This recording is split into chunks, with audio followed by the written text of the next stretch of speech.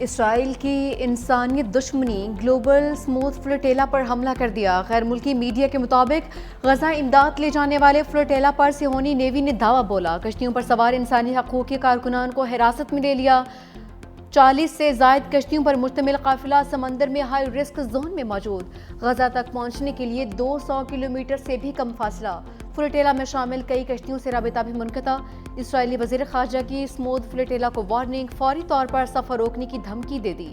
Flotilla پر پاکستان کے سابق senator مشتاق احمد بھی سوار۔ مشتاق احمد نے آج رات بحری قافلے پر اسرائیلی حملے کا خدشہ ظاہر کیا تھا۔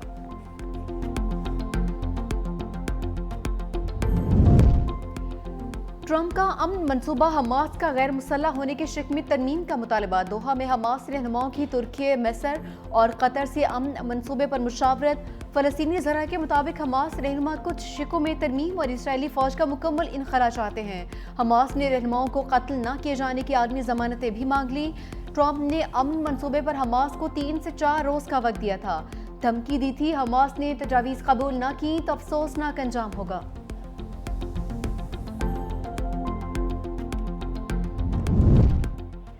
سفاک اسرائیل نے ٹرمپ کے پلان کو چوپٹ کر دیا۔ اسرائیلی ٹینکوں کی غزہ میں پیش قدمی، صہیونی فوج کے فلسطینی مقبوضہ علاقوں پر حملے، غزہ میں النصر اور النصیرات پر بمباری، مزید 65 فلسطینی شہید، شہداء میں 15 امداد کے متلاشی فلسطینی بھی شامل۔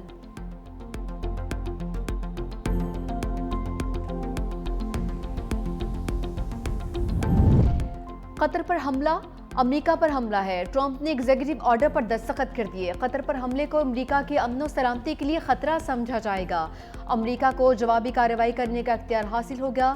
کارروائی میں سفارتی، اقتصادی، فوجی اقدامات سمیت تمام آپشنز موجود ہوں گے۔ اقدام اسرائیل کے گزشتہ ماہ دوحہ پر فضائی حملے کے بعد سامنے آیا ہے۔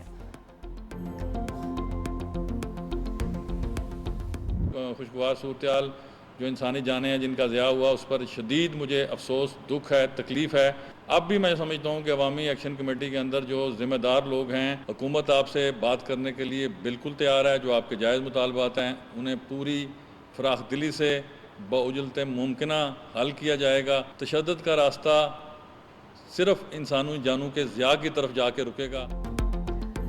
وزیر اعظم آزاد کشمیر چودھری انوار الحق کی عوامی ایکشن کمیٹی کو ایک بار پھر مذاکرات کی دعوت۔ کہا کہ پرتشدد واقعات میں 3 پولیس اہلکار شہید، 150 سے زائد زخمی ہوئے ہیں، 8 کی حالت تشویشناک ہے۔ وفاقی وزیر طارق فضل چودھری بولے، عوامی ایکشن کمیٹی کو پرتشدد احتجاج سے کچھ حاصل نہیں ہوگا۔ آئینی ترمیم والے مطالبات پر ڈیڈ لاک آیا۔ 90% مطالبات منظور ہونے کے باوجود احتجاج کی ضرورت نہیں تھی۔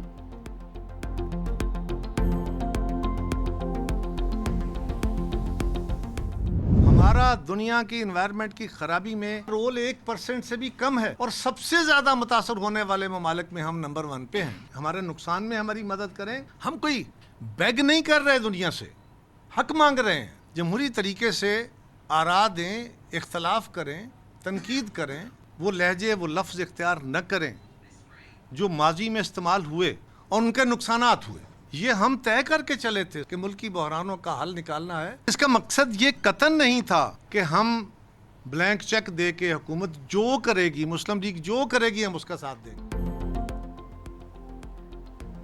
وزیر اعظم آزاد کشمیر چودھری انوار الحق کی عوامی ایکشن کمیٹی کو ایک بار پھر سے مذاکرات کی دعوت۔ کہا پرتشدد واقعات میں 3 پولیس اہلکار شہید ہوئے ہیں۔ یہ بھی کہا کہ اتحادیوں میں مسلسل لفظی جھڑپیں۔ قمر زمان قاہرہ نے وزیر اعلیٰ پنجاب کا لہرہ نامناسب قرار دیا۔ پریس کانفرنس میں کہا کہ سندھ سے بھی ایسا جواب آیا تو کیا ہوگا۔ بلاول بھٹو نے بڑے تحمل سے چیزوں کو آگے لے کر جانے کی کوشش کی۔ بدقسمتی سے حکومت کے ساتھ جو معاہدہ ہوا، اس کی تمام شقوں پر عمل نہیں ہوا۔ BISP سے تو ابتدائی امداد دی جاتی ہے، ہم بھی پنجاب والے ہیں، ہم کچھ تجاویز دیں تو آپ سیکھ پا ہو جاتے ہیں۔ ہم امداد کے طریقہ کار پر اعتراض نہیں اٹھا رہے۔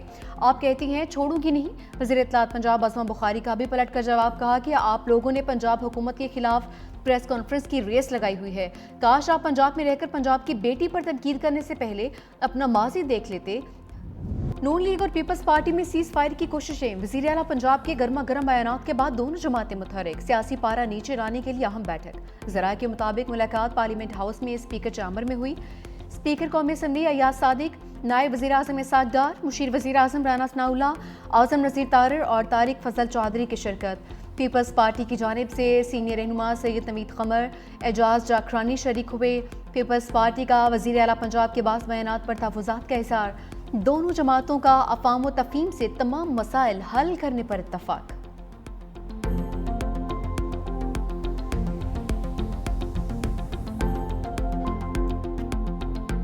اناؤنسمنٹس کرنا بہت آسان ہے، خالی اعلانات کرنا بہت آسان ہے۔ اس میں کیا، اس میں صرف زبان ہلانی پڑتی۔ بہت لوگوں نے خالی اعلانات کیے، خالی وعدے کیے، جھوٹے وعدے کیے، اور لوگ ان کے راستہ تکتے رہ گئے۔ ہم نے عوام سے وہ والے وعدے بھی کیے جو ہم نے وعدے نبھائے ہیں، جو ہم نے وہ وعدے کیے نہیں تھے۔ پنجاب کا بدترین سیلاب آیا، میں ابھی تک جب سے سیلاب آیا شاید 2 یا 3 بار دفتر گئی ہوں۔ میں کبھی ایک شہر میں ہوتی ہوں، کبھی دوسرے شہر میں ہوتی ہوں، کبھی تیسرے شہر میں ہوتی ہوں۔ وزیر اعلیٰ پنجاب مریم نواز کے لہجے میں اب بھی سختی۔ مریم نے تقریب سے خطاب کرتے ہوئے کہا کہ بہت سے لوگوں نے صرف اعلانات کیے، جھوٹے وعدے کیے۔ اعلانات کرنا آسان، کام کرنا مشکل ہوتا ہے۔ ہم نے بغیر وعدوں کے کام مکمل کیے ہیں۔ پنجاب میں بدترین سیلاب آیا لیکن ہم دفتر میں نہیں بیٹھے۔ گزشتہ حکومت کے 4 سال لوٹ کھسوٹ کا دور تھا۔ مری میں غیر قانونی تعمیرات برداشت نہیں کریں گے۔ مری کے لیے ٹرین چلائیں گے۔ سیاحوں کو اپنی گاڑیوں میں نہیں آنا پڑے گا۔ وزیر اعلیٰ پنجاب مریم نواز نے مری میں نواز شریف کا ڈائیالوجی سینٹر کا افتتاح بھی کر دیا۔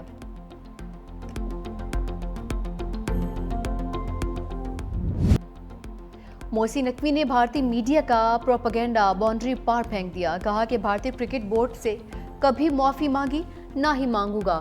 بھارتی میڈیا جھوٹ بولتا ہے، جھوٹ کا سہارا لیتا ہے۔ یہ من گھڑت بکواس سستے پروپیگنڈے کے سوا کچھ نہیں۔ بدقسمتی سے بھارتی کرکٹ میں سیاست کو گھسیٹ رہا ہے۔ اے سی سی کے صدر کے طور پر اسی دن ٹرافی دینے کے لیے تیار تھا اور اب بھی تیار ہوں۔ ٹرافی لینا چاہتے ہیں تو اے سی سی کے دفتر آئیں۔ بھارتی کپتان ٹرافی وصول کریں، خوش آمدید کہوں گا۔ توشہ خانہ 2 کیس کا چیلنج۔ بانی پی ٹی آئی کے وکیل کے استغاثہ کی 19 گواہوں پر جرا مکمل، 20ویں گواہ پر جرا مکمل ہونا باقی۔ اڈیالہ جیل میں بانی اور گشا بی بی کے خلاف کیس کی سماعت۔ بانی کی 3 بہنیں بھی کمرہ عدالت میں موجود۔ بانی نے قانونی کوارڈینیٹرز تبدیل کی درخواست دائر کر دی۔ کوارڈینیٹر میں بیرسٹر علی ظفر اور حامد خان کو شامل کر دیا۔ وکیل انتظار پنجھوتا اور نیاز اللہ نیازی کو ہٹا دیا۔ توشہ خانہ 2 کیس کی سماعت آج ملتوی ہو چکی۔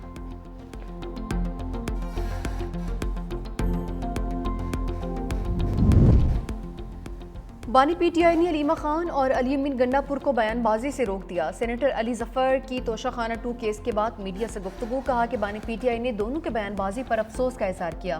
پبلک میں اس طرح ایک دوسرے پر الزامات نہیں لگانے چاہیے۔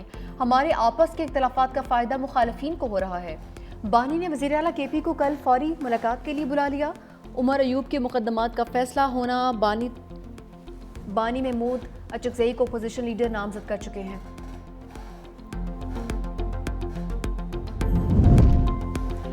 پشاور ہائی کورٹ کا عمر ایوب اور شبلی فراز کو متعلقہ عدالت میں سرنڈر کرنے کا حکم۔ عدالت نے نااہلی سے متعلق درخواستوں پر حکم اطمینان واپس لے لیا۔ پشاور ہائی کورٹ نے اپنے فیصلے میں کہا کہ درخواست گزار انسداد دہشت گردی عدالت سے سزا یافتہ ہیں۔ عدالت اس صورتحال میں درخواست گزاروں کو ریلیف فراہم نہیں کر سکتی۔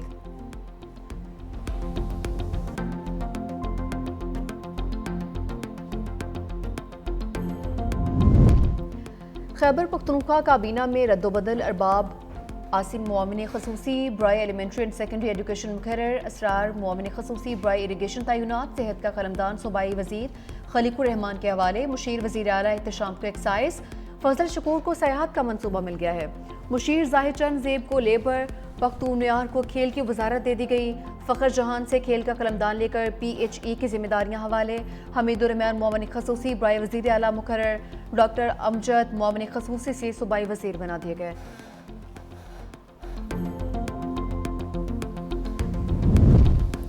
نائب وزیر اعظم اسحاق ڈار اور ایرانی وزیر خارجہ سید عباس عراقچی کا ٹیلی فونک رابطہ۔ ترجمان دفتر خارجہ کے مطابق دونوں رہنماؤں میں پاک ایران تعلقات پر تبادلہ خیال، خطے کی صورتحال اور قیام امن کے لیے سفارتی کاوشوں پر غور، دو طرفہ تعلقات کی مزید مضبوطی کا اعادہ۔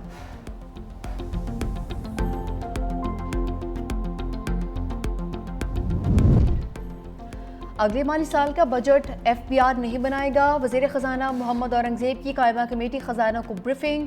کہا آنے والے budget tax policy office finance division سے بنے گا، پاکستان نے 50 کروڑ یورو بانڈ کی ادائیگی کر دی، اب معیشت کی سمت درست ہے۔ چین کے ساتھ پانڈا بانڈ کے حوالے سے پیش رفت تیزی سے جاری ہے۔ Tax to G D P ratio 11% پر لانے کے لیے پرعزم ہے۔ پاکستان اور آئی ایم ایف کے درمیان مذاکرات پر پیش رفت ہو رہی ہے۔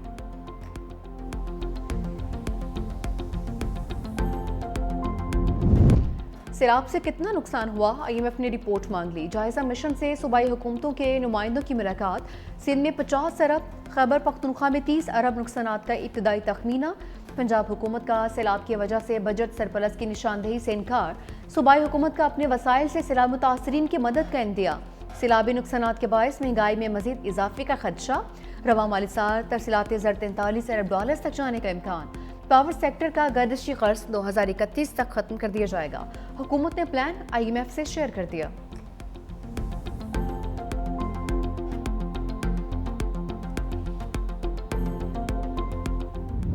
بدترین سیلاب نے ایسی تباہی مچائی کہ دل دہل گئے۔ ملتان کی سمینہ بی بی کی دکھ بھری داستان نے خون کے آنسو رلا دیا۔ بے رحم موجوں نے سب کچھ برباد کر دیا۔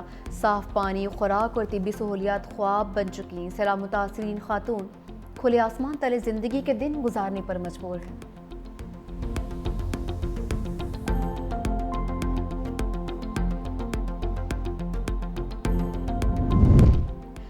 بادلوں کے تازہ دم دستے برسنے کے لیے تیار۔ خیبر پختونخوا میں آج سے 7 اکتوبر تک بارشوں کی پیشگوئی۔